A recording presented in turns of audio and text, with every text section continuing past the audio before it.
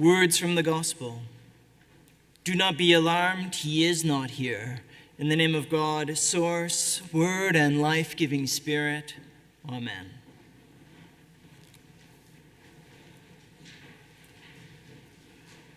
Well, a happy Easter, everyone.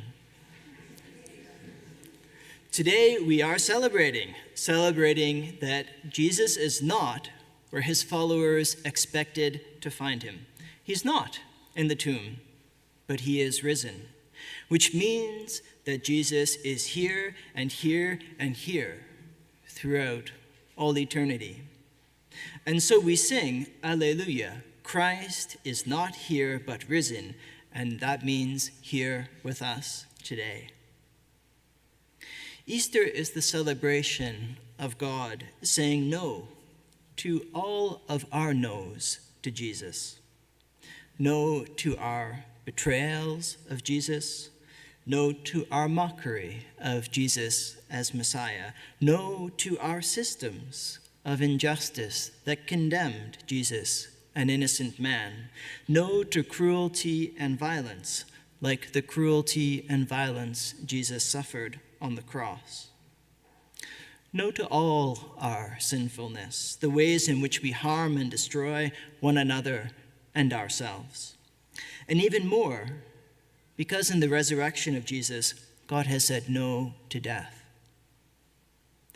The classic icon of the resurrection, and I know Anglican churches are not really big on icons, but go with me here. In the icon of the resurrection that you will find in many Orthodox churches, Jesus is descending into this dark corner of the universe. And in this dark corner of the universe, he has found Adam and Eve, and he is stretching out his arms, and he is taking them by the arm, and he is pulling them up out of this shadowy, dark place, and he is pulling them up out of the grave, pulling them up out of death, pulling them up into the heavens. And that's the resurrection. That's the event that we're celebrating this morning. And if it's a little complicated, that's okay, because it does take a little bit of time to wrap our head around what's going on here. So today I want to offer 3 little helpful hints that I think help us to digest the resurrection in our own lives. A good first thing. The resurrection is a little bit like the beginning of an end. And if that sounds a bit strange, maybe we can say the resurrection is the beginning of the final stage of humanity. Call it the resurrection era. Today we like to talk about the modern world, or then some clever person came around and decided it was the post-modern world. And soon enough, there will be some other person who's very clever who will explain to us the post-modern world. But for Christians, we can say that it's a little bit like this. The event of the resurrection puts us in the resurrection world, the resurrection age. In his book, God with Us, and you all know how much I love Archbishop Rowan Williams, so here is his book again. In his book, God with Us, he likes to describe the resurrection age this way. After the resurrection, there will be no further revealing of God. In Jesus' life, death, and resurrection, God has revealed his definitive plan for humanity. So there is no post-resurrection world coming, or post-resurrection world. This is it. God and the world, the Archbishop writes, are now settled into their full and final shape. So when the church declares on Easter morning, Alleluia, Christ is risen, we're saying the final chapter of human history is upon us. The final understanding of God's relationship with us is here. It has begun. The beginning of the end is here. Another helpful point about the resurrection. In the resurrection age, Jesus acts without limits. And I know that sounds a bit like an athletic wear company, no fear, no limits. I currently like to buy clothes from a company called Unbound Merino. It's overpriced, but it's very good. And this is kind of the funny thing about the resurrection. It's got that slogan about it, this sense of unboundedness, unlimitedness. And this is a really key point of the resurrection. The Archbishop writes, "To believe in the resurrection is to believe that Jesus is set free. Jesus is not going to die again. Nothing is going to prevent him from acting now. Jesus is doing God's work eternally, unceasingly, without limit. In rising from the grave, we believe that Jesus is set free from the consequences of sin, set free from death, set free from all that holds us back from growing in God's love." Paul, writing to the Romans, will say, "We know that Christ, being raised from the dead, will never die again. Death no longer has dominion over him," which is a little bit the apostles' way of teaching us that Jesus really is unbound, unlimited, and totally free. In the resurrection age, Jesus acts with this total liberty to reveal to us the power of God. Jesus' actions are bound up in God's actions, or what Jesus is doing is what God is doing.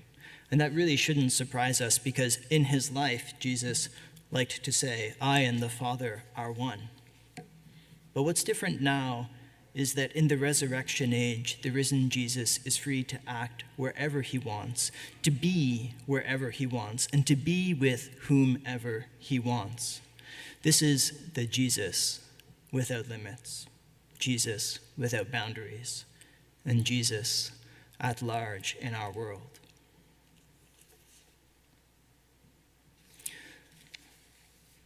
My last point about the resurrection age. The resurrection age changes our understanding of God. Who is the Christian God? Well, the Christian God is the one who raised Jesus from the dead. The resurrection of Jesus becomes the identifying characteristic of God for us. When a Christian speaks about God, they're talking about the God who said yes to Jesus and overturned the verdict of the world's no to Jesus. The Christian God is the one who raised Jesus from the grave and who offers the power of the resurrection to us too. The Christian God is the one who sent his Son to take our hand, just like in the icon of the resurrection of Adam and Eve, to take our hand and pull us up, break us free from our sinfulness, help us to stand in the midst of our challenges, raise us to a new life. So I've talked a little bit about the resurrection age. And I know that sometimes that can seem a bit like an academic exercise, and we're interested in today, now, what about in our own lives? How do we move from this understanding of Jesus as a memory, something more like Jesus alive and active in our lives? How do we move beyond this idea into something that has the power to change us?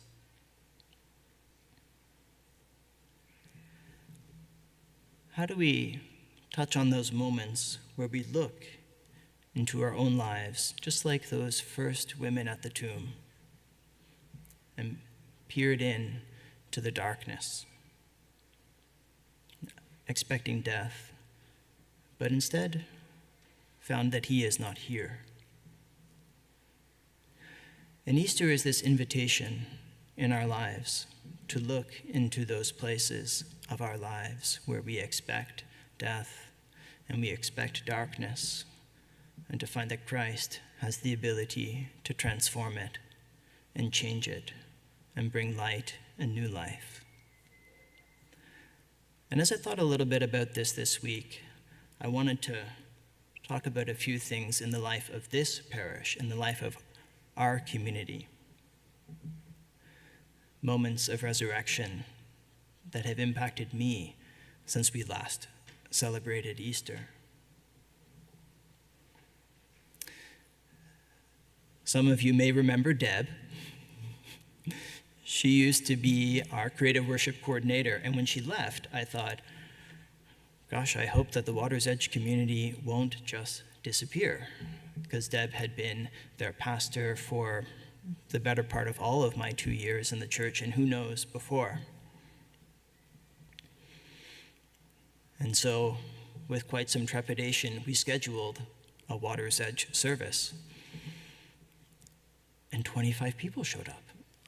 I couldn't believe it. And I thought, well, was lucky, you know. Joanne, who is here somewhere. Joanne. She's with the kids. Joanne had made a Christmas turkey dinner, and I thought, well, it must have been the turkey dinner. And then we had Water's Edge in January, and there were 25 people. And I'm pretty sure Tanya was even sick, and her family didn't show up. That's like at least 8 people, you know, so. And then we had February, and it was exactly the same. And I thought, okay, looks like Water's Edge continues to rise.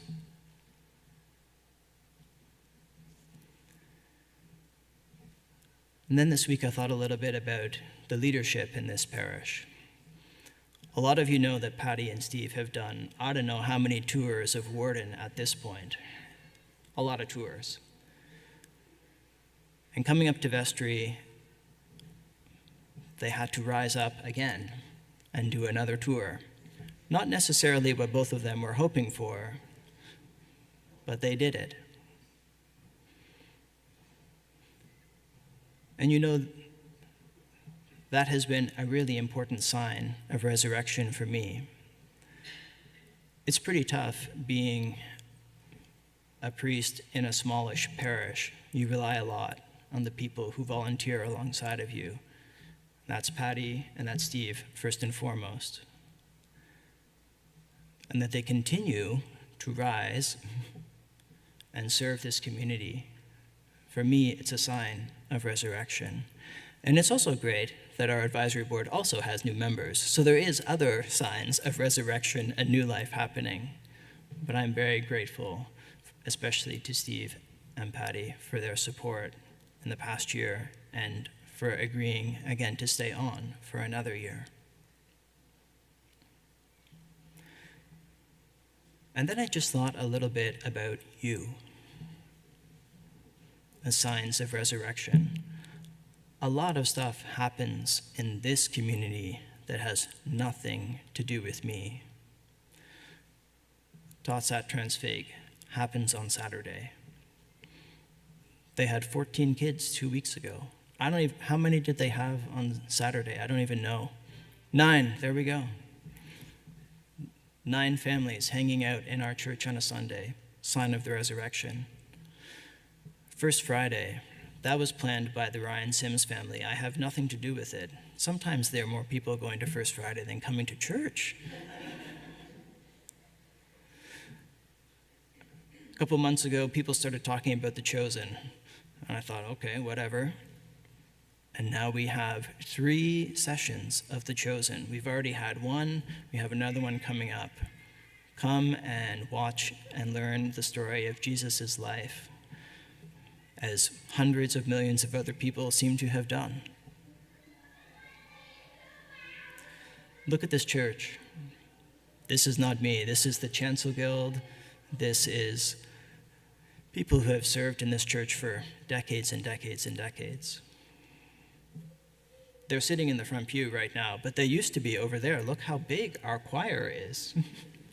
The Eastern Choir is a wonderful sign of resurrection in our community. there are so many signs of new life at Transfig.